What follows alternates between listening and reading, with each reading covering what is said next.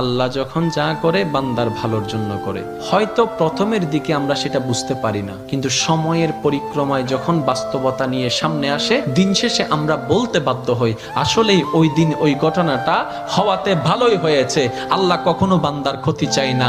আল্লাহ যদি ক্ষতি চাইতেন সকালের নামাজ না পড়ার কারণে কান্না করে দিতে পারতেন, যদি আল্লাহ ক্ষতি চাইতেন দুপুরে নামাজ না পড়ার কারণে ল্যাংড়া করে দিতে পারতেন। আল্লাহ সেটা চান না। আল্লাহ চাই বান্দার সব সময় ভালো। আর মা তো দেখেন জন্ম দেওয়ার কারণে সন্তানের তো অপরাধ করার পরও মা সন্তানের প্রতি কতই ভালোবাসা, কতই মায়া, বাবার কাছ থেকে সন্তানের পিঠকে বাঁচাই ফেলছে, এরকম হাজারো মা আছে ওই মায়ের জন্য। কিন্তু আল্লাহ পাক রব্বুল আলামিন বান্দার উপর কতটুকু ভালোবাসে দিয়েছেন সেটা আমরা বান্দারা বুঝতে পারি নাই বলে শয়তানের ফাঁদে বারবার পা দিয়ে আটকাই যাচ্ছি। মনে রাখবেন, মনের মধ্যে কথাটা বসাই ফেলবেন, আল্লাহ যখন যা করে বান্দার ভালোর জন্যই করে। একদিন না একদিন সেই ভালোটা আপনার বিবেকে এবং মনে প্রমাণ হয়ে সামনে চলে আসবে। আমি বুঝাতে চাচ্ছি আমাদের সাথে সবচেয়ে কানেকশন কার বেশি ভালো থাকতে হবে, বান্দা হিসাবে আল্লাহর, উম্মত হিসাবে নবী রাহমাতুল লিল আলামিনের।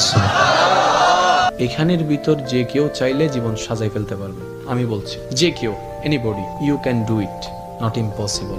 বিকজ ইম্পসিবল শব্দটাকে যদি একদম